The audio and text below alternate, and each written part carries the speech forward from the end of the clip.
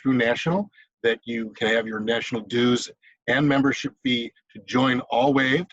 And if you are interested at all, please go to PRSACleveland.org membership, and you can see more information about that. Our next couple of programs also will be on virtual mode. We're going to be coming up to our awards season very soon. And one of the things we wanted to do was sort of go back and sort of a look at last year's best of case studies for the best campaigns, best tactics, best programs that communicators have produced over the past year, all culminating in our Cleveland Rocks Awards. Those call for entries will be coming out August 24th. And Jen, I don't know if we have a chance to show the artwork on that, please. It has been posted as a PDF to the group chat. I will repost it just in case. Okay. So yeah, in group chat, if you want to see the artwork, our award ceremony will be hopefully staged in person December 8th at the Rock and Roll Hall of Fame. We're going back there, ties in nicely with Cleveland Rocks. So let's hope by December we certainly have some normalcy. Would love to all see you there. The call for entries will be coming out August 24th. And then in June and July, please tune in for our next programs where we're going to be showing you the best of Cleveland campaigns and tactics. And we might even have a short program on how you can enter your award-winning tactic or program as well. And that's all I've got here. And I'll turn it back over to Jen and our guest for the day. Great, wonderful. Thank you so much, Chris. So most of you know, but on May 13th, Chris Quinn, current editor and VP of content at Cleveland.com, he announced that Cleveland.com and the Plain Dealer would now be served by a single newsroom. Shortly thereafter, 5 seasoned PD journalists, Steve Litt, Terry Pluto, Susan Glazer, Julie Washington, and John Caniglia, they all have joined the Cleveland.com newsroom. So right now there's about 65 journalists who are currently calling that newsroom home. And we are pleased today to welcome Chris to our PRSA Greater Cleveland meeting to discuss how these changes will change the media landscape of Northeast Ohio and answer our questions about what these changes mean for our profession. So welcome, Chris.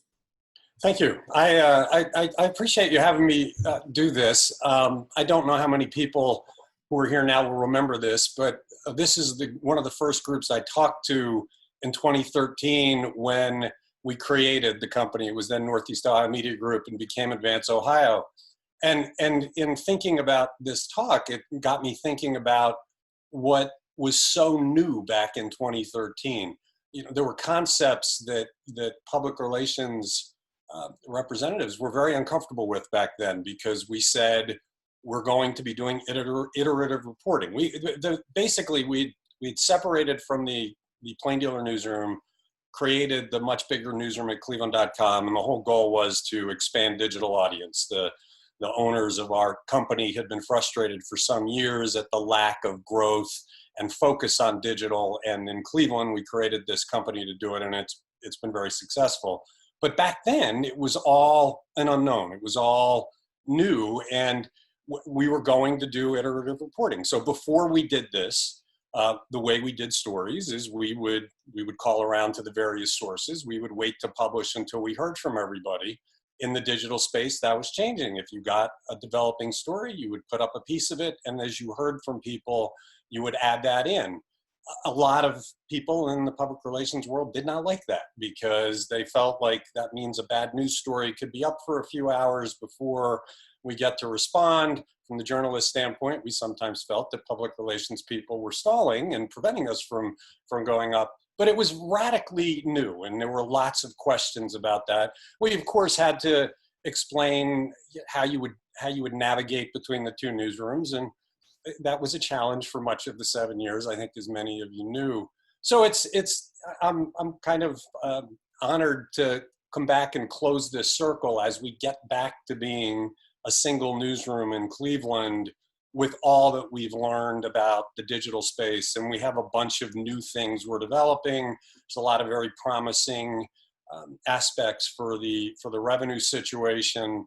And I'm very glad that I work in the Advanced Local, the Newhouse sphere, because I think this is a company that's done more than any other regional news organization to find a way to the future. And I'm sure there'll be questions about some of that today. So thank you. It caused me to think back over 7 years and how much our lives have changed since I talked to this group back then. I think the best way for this to work is for me to just answer questions. I think you probably have a bunch, so we can get straight to that. Perfect. So speaking of questions, we do have some questions that we have already prepared.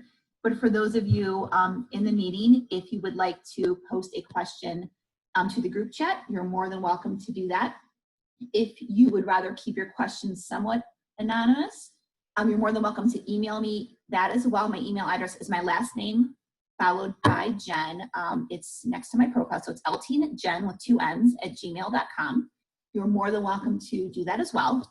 And for those of you who maybe didn't notice it in the chat box, we are recording today's program for those members we have who were unable to attend today. So Chris, with all of the new news that's coming out of the Advance Ohio newsroom, can you talk a little bit more about some of the recent changes that have taken place with the merger, and then provide us some of the background and some of the context and the reasoning for those changes? Specifically, one thing that folks were interested in is, of your current staff, how many are focused on pure journalism, and then how many are on the editing, sort of on the behind the scenes piece of it. Okay, I'm actually not quite sure what the numbers are. I mean, the managers on the staff always think we should have some more managers, and I try to keep those numbers low so that as many people on the staff are generating content. And frankly, many of the managers are generating content. Laura Johnston has one of the biggest audiences on our site, and she's a manager. This has all developed fairly rapidly, and I got to say at the outset, I wasn't part of the Plain Dealer newsroom, so I really had no connection to the layoffs and what happened there. I didn't know who was on the layoff list until the rest of the world did. I did believe coming out of that, the Plain Dealer newsroom would continue to exist with a smaller staff and focused on some new topic areas. That changed very, very rapidly, as people have heard. And it got to the point where it just kind of made sense to offer the remaining people positions in my newsroom. They're all, as I said in my column, kind of legendary journalists in this town, and bring them over and clear up the confusion. I mean, look, I understand how challenging it could be for people to reach the right people, because we had 2 newsrooms and it looked like, even though we had the same mission, people didn't always understand that. So I'm very excited that we're doing that. I'm very excited, frankly, to be, after 7 years of not having much of a role in the Plain Dealer, except to provide a lot of the content for it, to have a big role in the Plain Dealer. I was the Metro editor at the Plain Dealer for a long time. I was part of that operation for 17 years before I moved over, and I'm excited to bring that in. I think the Plain Dealer is an incredibly powerful brand, and I'm going to be a bigger part of that. So that's it. I mean, we have one newsroom with one focus. It's one place for people to go to. We announced on Monday some changes in the newsroom to cover some of the additional topic areas we're dealing with. So starting June 1st, we will have a real estate reporter, and we will have the beginning of a health team. Rich Exner has always had a desire to write a column about personal finance and deal with personal finance. I've had many discussions with Rich about personal finance. He's one of those guys that looks at every angle because he wants to save every last penny. And so it's going to be very interesting to see what he does with that. We've done some hiring. We will do some additional hiring across the summer to fill in. We don't have quite all the answers yet because we were kind of changing the tires on the car while it was going down the road at 90 miles an hour. The biggest story of our lifetime has been going on for the past 3 months. But it's a pretty exciting moment to move forward. I also announced that Laura Johnston, who came to the Plain Dealer about 13 years ago and has been a key person at Cleveland.com since 2013, is the new director of content, the new number 2 in the newsroom. I'm very excited about that. I've been working with Laura closely for 13 years, and I think she's the future of newsroom leadership. So. Wonderful. We worked with Laura a lot in the past, and she's a great asset to your team. But one question that you touched on briefly that I've gotten a lot of questions from some of our members is the issue of beat reporting. That when we had mostly plain dealer reporters that we were all working with, we had a specific beat reporter we could pitch stories to. We had a consistent person. We had somebody that really got to know our industries, our business as a whole. And I've gotten a lot of questions about the trends in journalism and the hope at Advance, if we're going to look more towards beat reporting with the Cleveland.com newsroom, if it's going to be a combination of beat reporters and then general assignment, or if it's really going to just move towards strictly general assignment. You touched on a little bit with real estate and healthcare, but what about some of those smaller niches that are out? I wish I had more general assignment reporters. We have two. Everybody else on the staff has specific assignments, and not having more general assignment reporters can be challenging. But the beauty of our staff is, everybody helps everybody out. So there's never a moment where we don't have somebody to throw at something. A lot of people are generalists. So they are, people do have specific areas that they cover. They might not fit the definitions that people think of traditionally. Part of the mission we've had the last 7 years is to understand what our audience wants. And we see that in real time. We know exactly what stories people like, and it's kind of universal across all of our sites. They like to read about businesses that are opening and closing, and they like to read about restaurants, and they like watchdog journalism. They really like crime news. And sports too. Terry Pluto, Mary.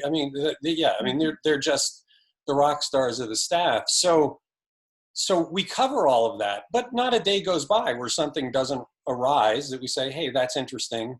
Our audience would care about that. Let's figure out a way to cover that. And with a staff of 65, we generally can do it. There are people who are disappointed at times because the stories they are pitching, we know they don't have an audience. And there are times we'll do those anyway because we believe it's in the public interest or it's a public service. But there are times where we have to walk away. We do have limited resources. We are trying to give people the content they want. We're very close to asking people to pay for some of that content. So we've got to give people what they're willing to pay for.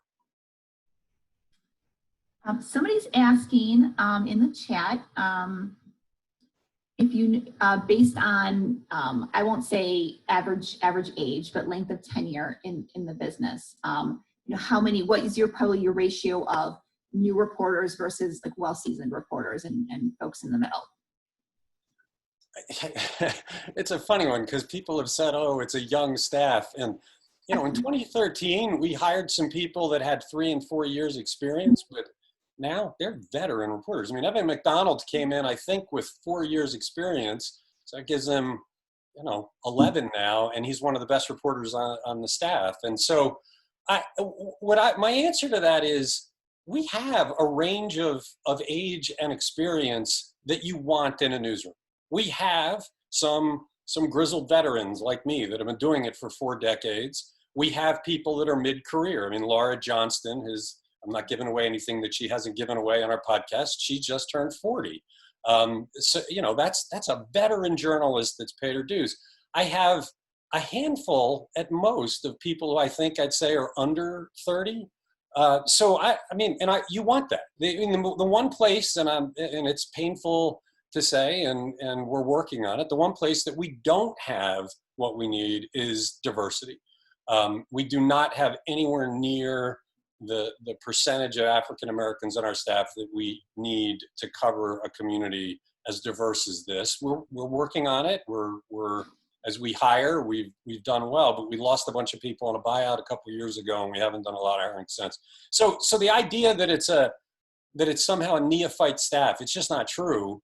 And even the people who are younger, I mean, I don't think Emily Bamforth is 30 yet. We hired her out of her internship. She's become one of the most important members of our staff. She's been vital on our coronavirus coverage. I mean, I think the answer is we have a very talented staff with a wide range of experience. So as far as the editorial board is concerned, what does it currently look like? Is it the same as it was with the PD's Eddie board, or is that changed a little bit as it's been now back to one newsroom? Yeah, I mean, we've had one editorial board serving both organizations for the whole 7 years. The Plain Dealer editor was a member of the editorial board. A few people at Cleveland.com. I was on the editorial board. Betsy Sullivan, the director of opinions, on the editorial board. The president of the company has been a member of the editorial board. During our buyout 2 years ago, we lost the diversity of our editorial board, and without the ability to hire, we took the step of inviting the community to apply to be members of the editorial board. It's one of the smartest things we ever did. The 4 people that we've had have added a great deal of dimension to it. So those 4 people are still a member of it. Tim Warsinski, who has served as the Plain Dealer editor for the past few months, as he moves into his new role in the print lab, which helps put together the print edition, we thought it was important to keep that perspective on the board. So he will remain a member of the board. So I think we're at 11 members now, it was interesting when it was 10, because if you had a 5-5 vote, somebody had a swing. Now we'll have a basic majority. So who else is currently on the editorial board? Okay, so it'd be me, Betsy, Tom Suttis, who's a longtime columnist, Brad Harmon, the president of the company, Tim Warsinski, Mark Vosberg, who is the editor in charge of our impact and public service reporting. The 4 community members are Eric Foster, Victor Ruiz, Lisa, man, I'm having a blank on the last names. Lisa and Mary Kay are 2 more community members. I'm missing somebody. Oh, Ted Dieden is another columnist who's on the board. Also, Eric has agreed to start writing a weekly column for us, as Ted Dieden does as part of his role on the editorial board. So I think he's going to become a key voice for Cleveland. He lives in Cleveland. He loves Cleveland. Has written 4 or 5 columns for us as a member of the editorial board, and we're looking forward to see what he does.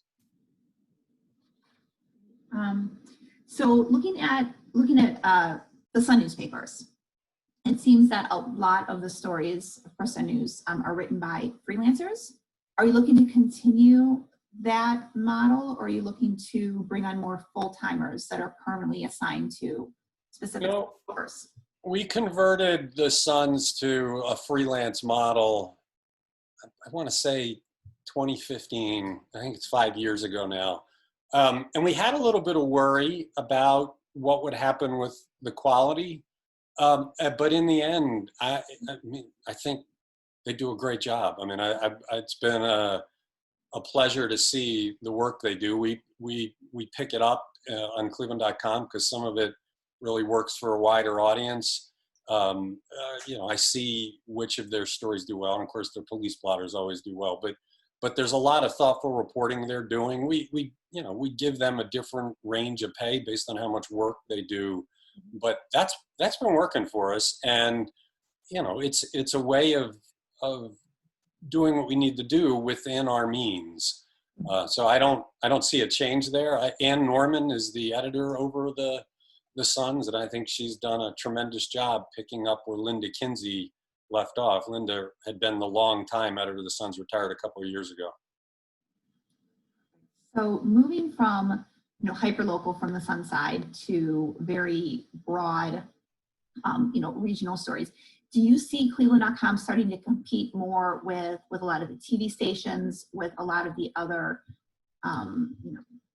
obviously Cleveland.com is a digital platform, but with a lot more video components than you have in the past? Or do you still see it as something that's complementary to each other for viewers and readers? I've spent a lot of time the past 2.5 years, as all of my counterparts have, and as our company has, in trying to find the way to sustainable journalism.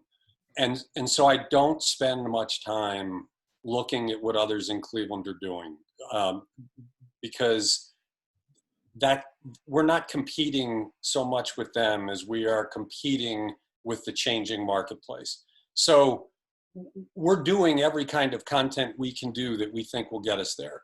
We have done video. John Panna is our chief videographer and is doing some wonderful video that is very specific for subject areas and the platforms that content plays to. But our big push, well, we have several big pushes now that has nothing to do with any competitor in town. One is audio.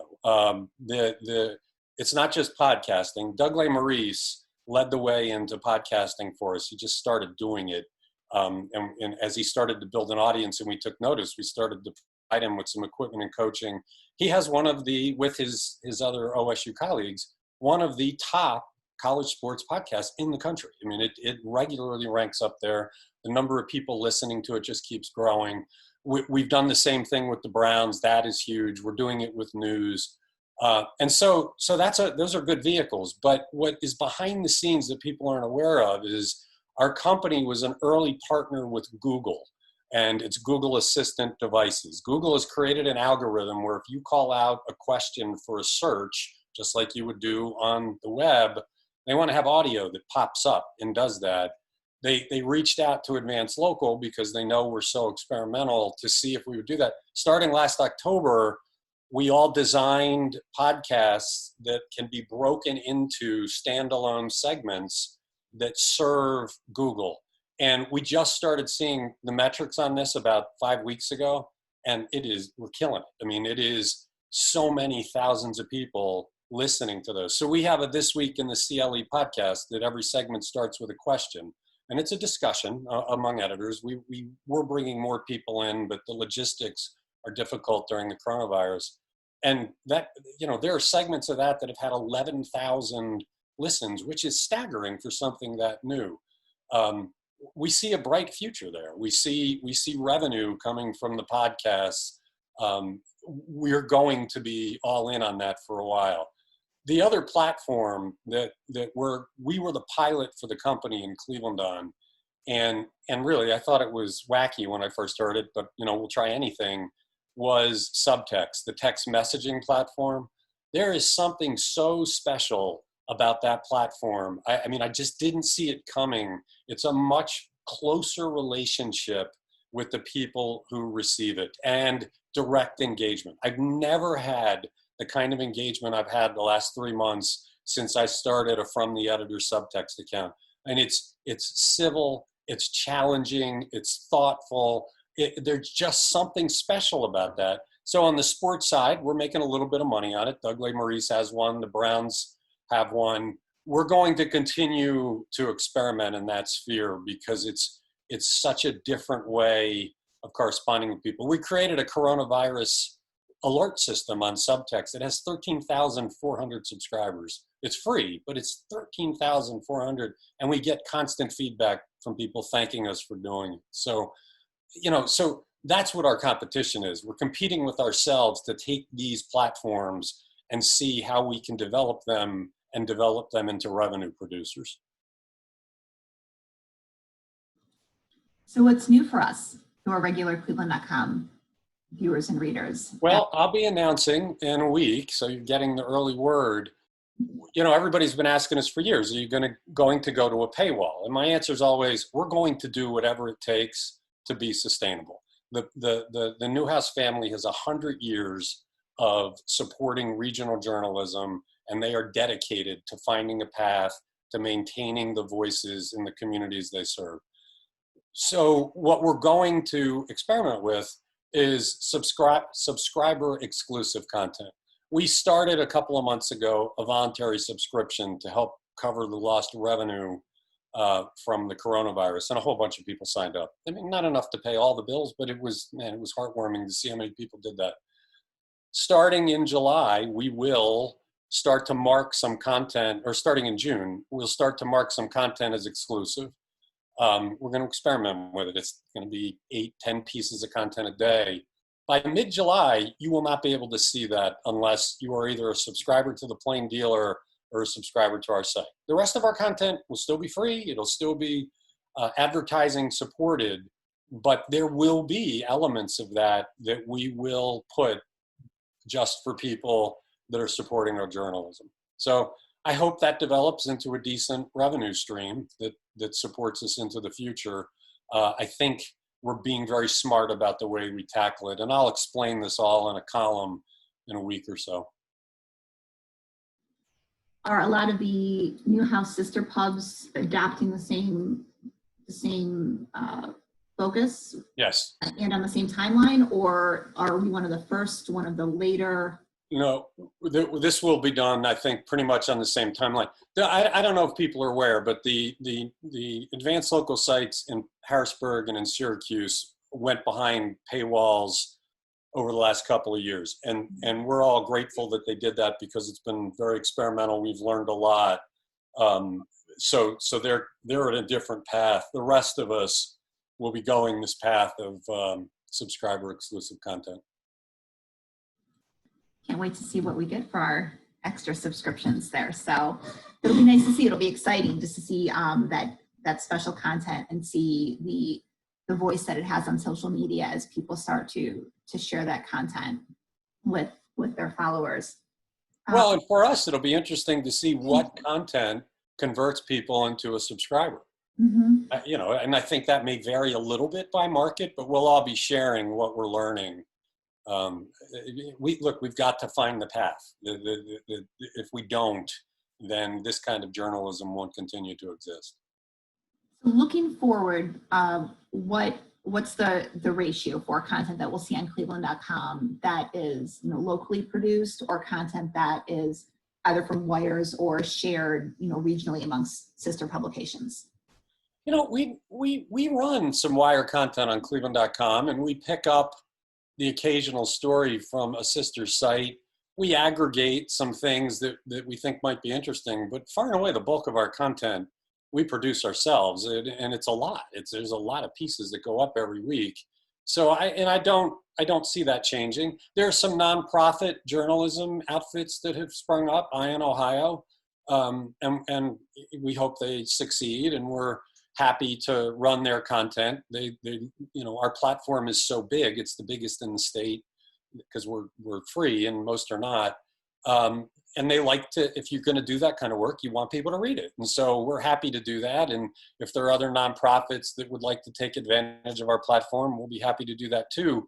But our focus is knowing what the needs and wants of our audience are and providing. And so we will continue to do impact reporting, and we'll continue to do the watchdog reporting. We should have a story going up sometime soon about this $30 million that the county suddenly wants to spend completely outside of public bidding. We've got all sorts of questions answered in that, and we consider that a vital part of our role. So what other stories besides the county story do you think are missing, that whether it's because of coronavirus or other things that are just taking over the news cycles? It's an election year. What are some of the stories that you think might be slipping between the cracks a little bit, that folks either haven't thought about as far as readers, or that you just haven't had the bandwidth to really dig into and cover?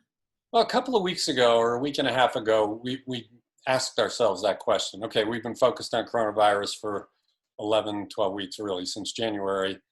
What's been happening in the other stories? And so we sent the team out to find out what's going on with the investigation of the county administration, all of it, the Picasso exhibit. And so we updated a lot of those.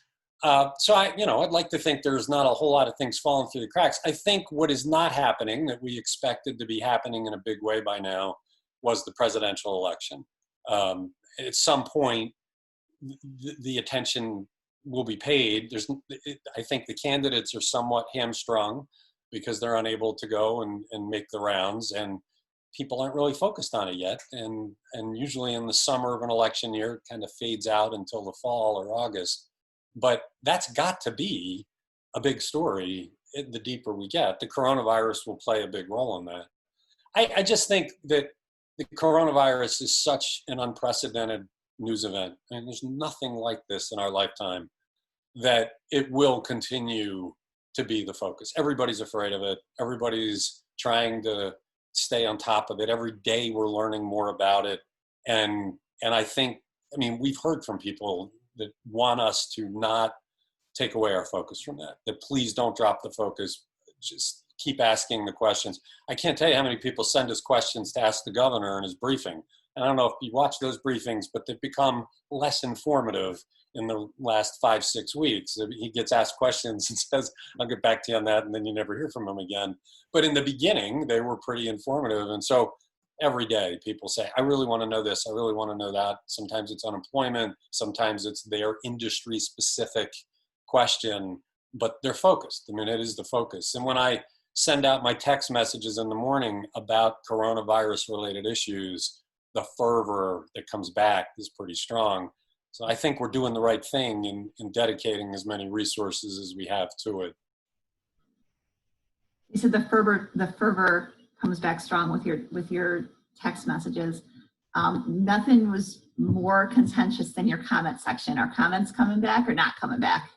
I really don't see them coming back. I think it was very laudable, the goal. We really wanted to have a place where people could engage with each other on topics you can't have discussions anywhere else. We tried everything. I mean, we invested so many different resources in this, and a few people ruined it. And it was a horrible place. I mean, if you ever went into the comments, you didn't come away feeling good. So I hear from people pretty regularly saying, I would subscribe if you brought back the comments.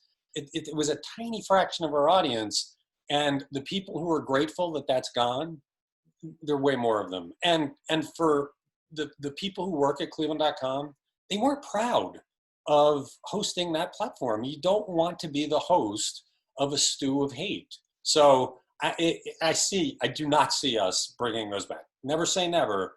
I think the engagement we get through subtext is exactly what we were aiming for with the comments. And I think one of the reasons that works is it's not a public display. I think the people that wrecked the comments were doing it because they had an audience. And when they're deprived of that audience, then there's no reason to say the things they said.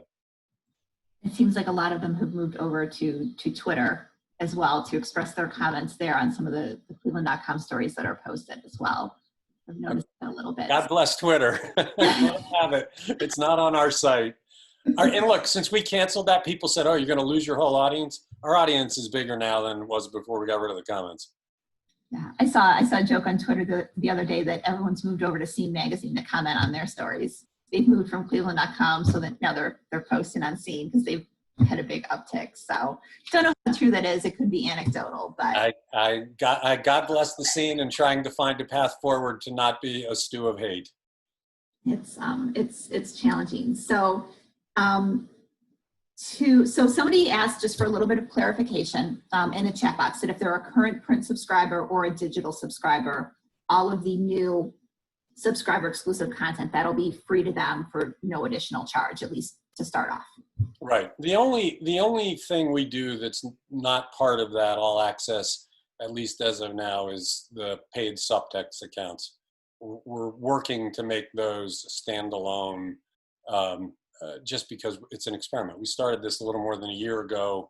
Nobody's done more with it than we have, and we just want to keep experimenting with that. But yeah, the trick is, and this is a bit of a hurdle for us, you have to be signed up. You have to log in to not get hit with the ads, to get the exclusive content, and you have to be signed in on every device that you use. So if you're on a tablet, a phone, your laptop, your work computer, you have to remember to sign in on all of them. And then just a couple of other follow-ups about the different beats. Someone is asking if transportation will be one of the specific beats, and somebody else is asking if there will be an updated contact list posted online so that we know who specifically is covering which areas? Yeah, we cover, there was nobody covering transportation at the Plain Dealer. We've been covering transportation out of our newsroom, I don't know, for a year or a year and a half, but it's broken into pieces. You know, Courtney Astolfi covers the RTA, and that, you know, that needs a lot of focus. They've had some serious troubles there and challenges going ahead. For state transportation, we have a 3-person State House Bureau that has focused a good bit on that. And then for statistical matter, Rich Exner has picked that up. So we kind of take a 3-pronged approach to that. I don't think I mentioned education either. And Emily Bamforth is the new full-time education reporter. She had been covering higher ed. She will be covering the education beat from kindergarten through college with Laura Hancock, who's in our Columbus Bureau. So much of the education beat is based on what happens in Columbus that we thought pairing them up would be the way to go. We will put a contact us list together. We haven't done it. We will do that. I hope to do it soon. We just made these announcements on Tuesday for some of these changes, which don't even go into effect until Monday.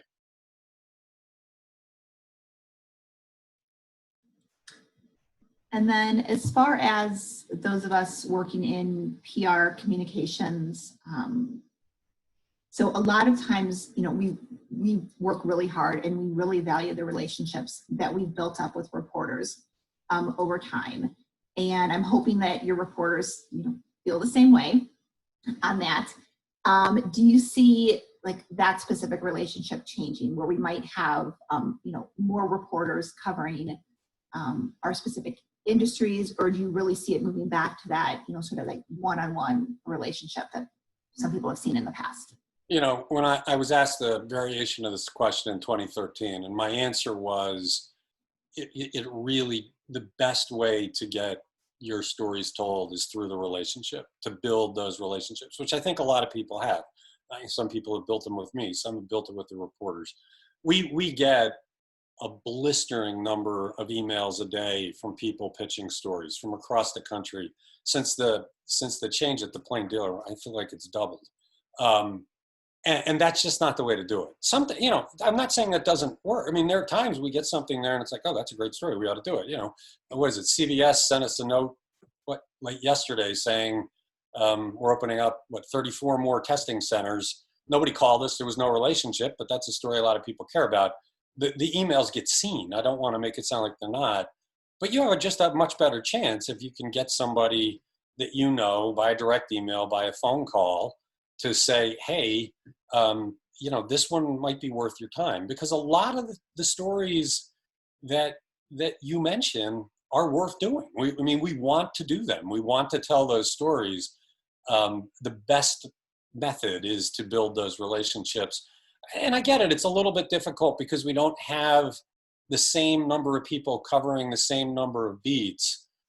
But we also have managers you can get to know in various areas. I mean, and Laura Johnston is somebody people should get to know better because she will be, you know, a major factor in pretty much the whole newsroom now. So what can we do to make your job easier? I don't know that there's anything you can do. I think people over the last 7 years have learned. Look, I think you've done a great job in navigating the 2 newsrooms, which I know has not been easy. And I think everybody's come to a place where the stories get mostly told. I mean, there are times I'm sure people are disappointed because we don't tell the story, but I think things have worked out pretty well. It was a much bigger unknown 7 years ago, and it really was, you know, this is how we hope it will work. I do think it would be worthwhile, because I don't think people pay attention to it, to think about these different platforms as storytelling tools. I mean, people still think about the Plain Dealer story, which is a powerful place to be a story. They think about Cleveland.com, but you know, we're experimenting with audio. I think we'll probably launch some other kinds of podcasts and there's power in that. And you might not get the size of the audience right away that you're looking for, but it's a powerful tool. So it's something to think about. I have a question in the chat box. Which reporters are currently covering the healthcare beat?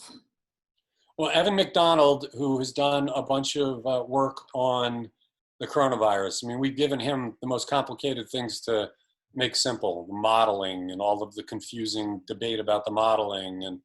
And he just has done such a phenomenal job. And when he raised his hand, we're going to give it to him. And then later this year, we're going to hire a second person for that. We had to pace it out partly because of the challenges we face with revenue. And I don't know who that'll be. We'll have to see. I have another question from the chat box. How would your reporters prefer to build relationships with PR pros in a COVID-19 world, as obviously in-person meetings are difficult?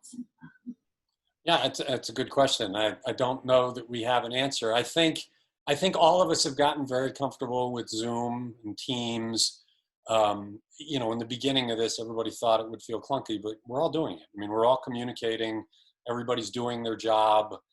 People are more productive, frankly. You hear that over and over. So I guess I face this. We're going to replace Evan with an outside hire. We're aiming to hire somebody in July to pick up a crime beat. And I was thinking about, how do you bring somebody in to the culture of our newsroom, which is quite a wonderful place. Everybody works in support of each other. Nobody's trying to knock anybody down when you're not together. How do I indoctrinate somebody into that? And it's going to have to be through face-to-face on Teams. I mean, maybe eventually you'll be able to sit 6 feet apart at a coffee shop wearing masks or something, but I think it's going to be a reach out to say, hey, I know it's a new order in Cleveland. I know it's a new order with COVID-19. Could we get on Teams and have a chat and try and do it that way? And you mentioned some of the virtual meetings and the productivity that's boosted. Do you see a lot of reporters preferring to stick with this content, at least for not your multimedia reporters that are looking to get that, that high quality video, or go to a job site, or your photographers that are looking to see things.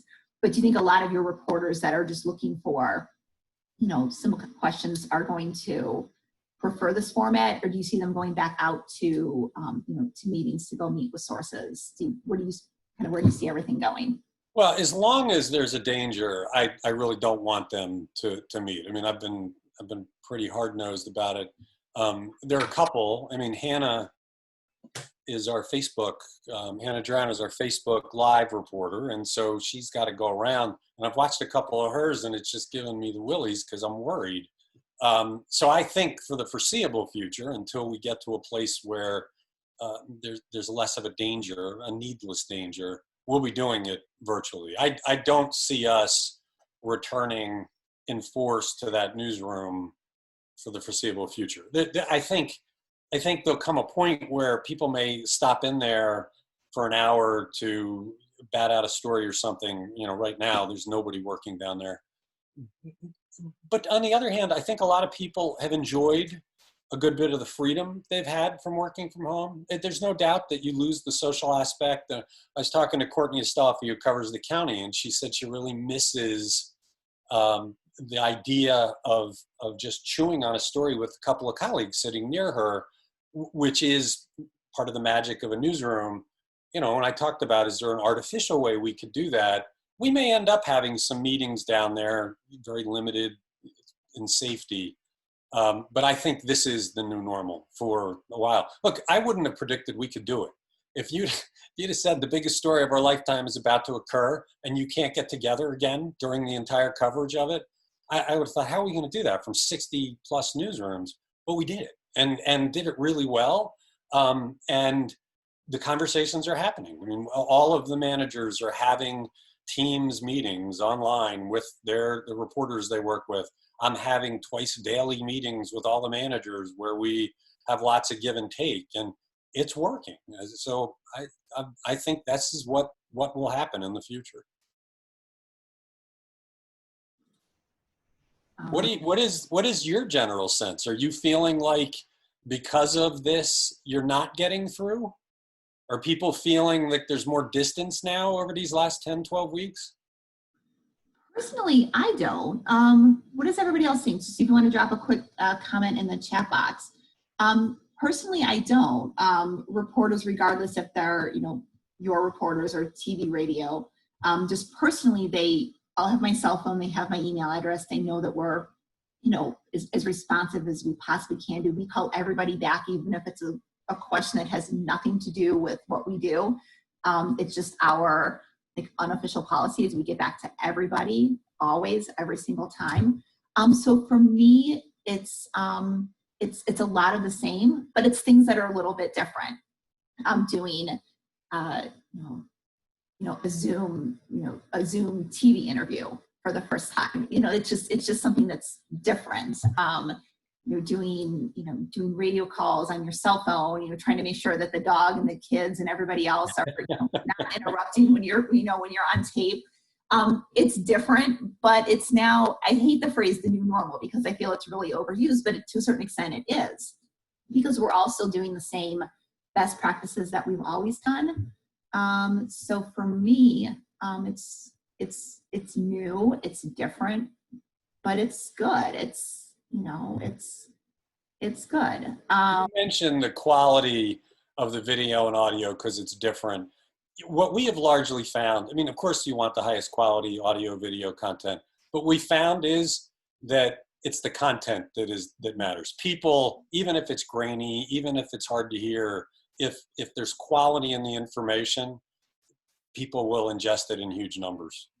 And your iPhone works wonders. It works great. The video on it is, maybe not the huge 72-inch TV in somebody's basement quality of high def, but for online and for just regular use, it's a great piece of technology that we're all lucky to have. I agree. So what gets you the most excited about coming back to work every single day? Well, look, the coronavirus, I don't know if people know, we kind of spotted this coming in late January, about a month before most regional news outlets.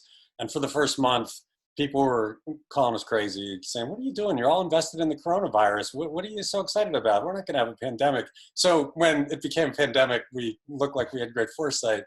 The coverage of that, this is such a major moment in human history. To be covering that, to see the evolution of that, there's never been anything like it. This is the story of our lifetime. So that for now is what gets me excited. I think the future with a single newsroom and the cohesive message is great. I mentioned Brad Harmon. He's the president that started like 2.5 months before we all stayed home after the pandemic.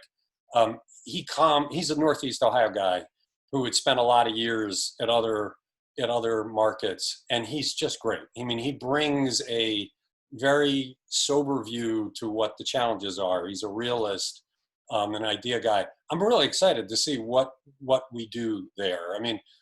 We've had tumult in this market up to now this year.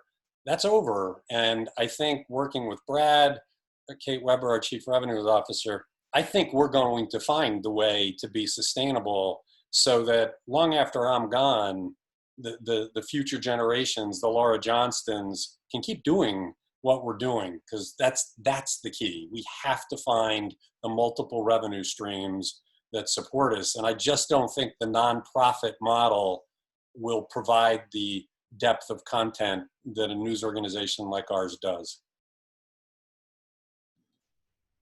Okay. One more quick beat question. Since Emily Bamforth is now on education, is there somebody dedicated to innovation? Emily wasn't really dedicated to innovation. She was a general assignment reporter who covered innovation. And, what was interesting is some of those stories people read, there were quite a few that just did not resonate. I believe Julie Washington, who is she started last Monday, and I think she's averaging 2 stories a day. I mean, she's just a machine. I think she'll be picking up some of that. I think you'll see a focus on innovation on the health team, because much of the innovation in Cleveland involves that. I don't think you'll have one person that's focused on that. One area that we're still working towards, and we have some interest from some people in doing, is the environment. When I put out a question to the audience a couple of months ago, what do you think we should be covering? There was a huge response on the environment. I've done a couple of text messages about recycling, and there was an overwhelming response on that, way more interest than I would think. And so we will get the focus on that. Laura Johnston's been involved in a lot of that through Rock the Lake and Lake Erie, but there's more to the environment than Lake Erie and plastic shopping bags. So we have to, the audience has made clear they want that. We're going to give it to them. I like that idea, because that's definitely a big focus on our side from a professional standpoint. I think I've got time for one more question, and somebody would like to know what your thoughts are about Cleveland Business Journal and the new business publication that's moving into the market, and if you're planning to do any interfacing and story sharing with them. I'm excited about them. I spent a year subscribing to them, to a bunch of those, because they do things nobody else does as well as they do. They're really thick magazines too. I love what they do. It's pure business to business. When they reached out to me a couple years ago to say they were thinking about planting a flag here, because they're in Dayton and Cincinnati and Columbus and Pittsburgh, they're everywhere but here. I brought them around. I introduced them to people all over town, because they were navigating how they're going to do it. So I'm really glad they started.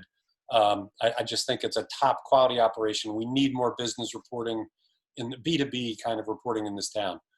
I'm hoping that we've talked about this, that the relationship is such that because we have the massive platform and they're relatively unknown, that we will run their headlines and steer people to their site so that people get to know them. I'd be happy to feature their content because they do very well. I don't know if people were, they hired one of my former Plain Dealer colleagues, Mary Vanek, as their first reporter here. Mary is a tremendous business reporter. It's a great get for them. So I think there's nothing but upside to this.